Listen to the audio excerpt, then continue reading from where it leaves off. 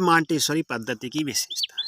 तो मांटेसरी पद्धति के गुण एवं दोषों का वर्णन कीजिए। मांटेसरी पद्धति का आलोचनात्मक मूल्यांकन कीजिए। तो अब सबसे पहले देख लेते हैं मांटेसरी पद्धति की विशेषताएं या गुण। तो सबसे पहला गुण है व्यक्तिगत शिक्षा पर बल। जो मांटेसरी ने सबसे पहले कक्षा समूह से व्यक्ति बालक यह ध्यान देने की आवश्यकता समझी है। यहाँ बालकों की व्यक्तिगत शिक्षा पर समुचित ध्यान केंद्रित किया जाता है। रस्क के अनुसार मांटेसरी ने शिशु को ही शिक्षा की इकाई बना दी है।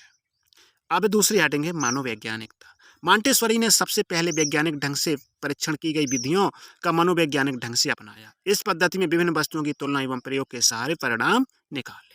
तो मांटेसरी ने सबसे जो दूसरा है वो मनोवैज्ञानिक पद्धति अपनाई और इसकी गतिविधियों को भी अपनाया और इसके द्वारा बहुत सारे रिजल्ट्स निकाले। लेखन प्रशिक्षण की महत्व। मांटेसरी में लेखन प्रशिक्षण की विधि सर्वाधिक सफल एवं आकर्षक मानी जाती है।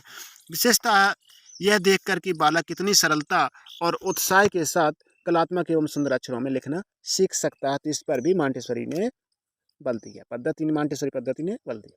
अनुशासन की समस्या नहीं है। अनुशासन की समस्या कभी उत्पन्न ही नहीं होती। विद्यालय में सर्वत्र मित्रता तथा सद्भावना का राज्य रहता है। बालकों में आत्मसंयम के भाव का विकास नियम भंग नहीं होने देता है।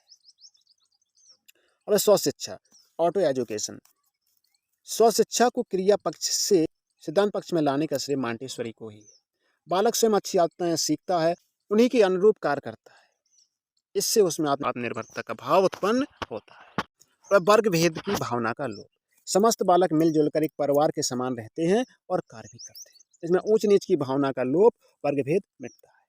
दैनिक जीवन से संबंधित शिक्षा। तो मांटेसरी छोटे छोटे बालकों को इस प्रकार शिक्षा देना चाहती है जो जीवन से संबंधित तथा पूर्ण व्यवहारिक। दैनिक जीवन में आवश्यकताओं की शिक्षा उसके विद्यालय के प्रमुख कार्यों का एक प्रमुख अंग है। शिक्षा की वैज्ञानिक व्यवस्था पर बल दिया इसने मांटेसरी ने।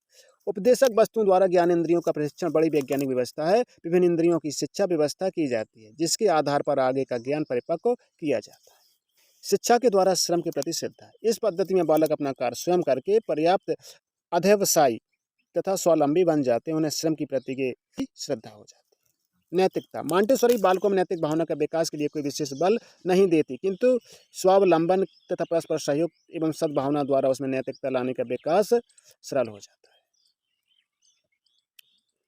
अब प्रोफेसर एडम्स ने मांटेसरी के 4 गुण बताए। सीखने में बाहरी प्रतिबंधों, कुछ चीज़ सीखी जाती है तो उसमें प्रतिबंध नहीं होना चाहिए।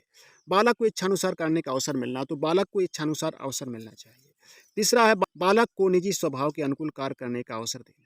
किसी निश्चित नियम के न रहते हुए भी प्रत्येक बालक पर ध्यान रखना। मांटेसरी पद्धति में अब दोष क्या है? दोष यानी आलोचना भी हम देख लेते हैं। सामाजिकता का अभाव। सामूहिक क्रियाओं के अभाव में प्रत्येक बालक अपनी अपनी क्रियाओं में व्यस्त रहते हैं और दूसरे की सहायता नहीं करते हैं। मतलब जब मांटेसरी पद्धति के अनुसार बालक कार्य करता है तो वो इतना व्यस्त रहता है तो दूसरे की सहयोग नहीं कर सकता, तो सहयोग की भावना इससे हट जाती है। इस प्रति से उनमें स्वार्थ की भावना विकसित हो जाती है और सामाजिकता का अभाव रह जाता है। समय का दुरुपयोग। इस पद्धति में समय तथा श्रम का बहुत दुरुपयोग होता है। जो ज्ञान बालक को सामान्यतः 1 माह में दिया जा सकता है वह इस पद्धति द्वारा बालक को 1 वर्ष में प्राप्त करता है। इस प्रकार शिक्षण की गति बहुत मंद है। मतलब कि अगर हम अपने अनुभव बच्चों में शेयर करने से सिखा दें तो जल्दी सीख जाएंगे। यदि वो अपने अनुभव से ही सीखेंगे तो उन्हें ज़्यादा टाइम लग जाएगी। यह समय का दुरुपयोग है। और साध। इस पद्धति का आविर्भाव दीनहीन तथा पिछड़े हुए सामान्य वर्गों के बालकों के लिए हुआ था, किंतु मांटेसरी ने जो शिक्षा तंत्र तैयार किए हैं वो इतने महंगे हैं कि यह पद्धति भारत जैसे निर्धन देशों में सफल नहीं हो सकती। इस पद्धति में उच्च वर्ग के छात्रों को ही अवसर प्राप्त हो सकता है। निर्धन छात्र तो यहाँ प्रवेश भी नहीं पा सकते।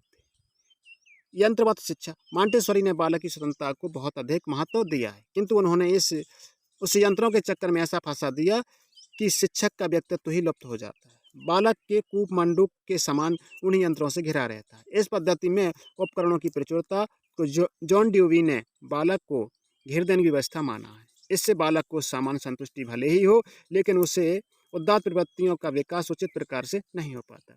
अध्यापक तथा शिक्षा दोनों में उसकी रुचि नहीं रह जाती और विद्यालय का कार्य एक यंत्र के समान चलता रहता है। भावी शिक्षा पर चिंतन का अभाव। यह विधि शिशुओं की शिक्षा तक सीमित है, उनके भविष्य की शिक्षा के लिए कोई हल नहीं निकालती। इतने छोटे बालकों से ऐसे कार्य करवाए जाते हैं जो उनकी आयु के देखते हुए अस्वाभाविक लगते हैं। खेल के द्वारा शिक्षा में नवीनता का अभाव। मांटेसरी पद्धति में वास्तविक खेलों का अभाव है।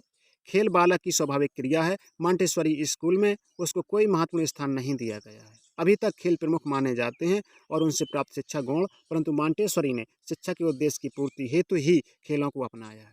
उन खेलों में नवीनता नहीं है, अतः छात्रों को आकर्षक भी नहीं रहता, छात्रों में आकर्षण भी नहीं रहता। प्रतिभावान बालकों की अपेक्षा यंत्रों के माध्यम से दी गई शिक्षा मंदबुद्धि बालकों के समान बालकों हेतु भी उपयुक्त होगी, यह संदेहास्पद है।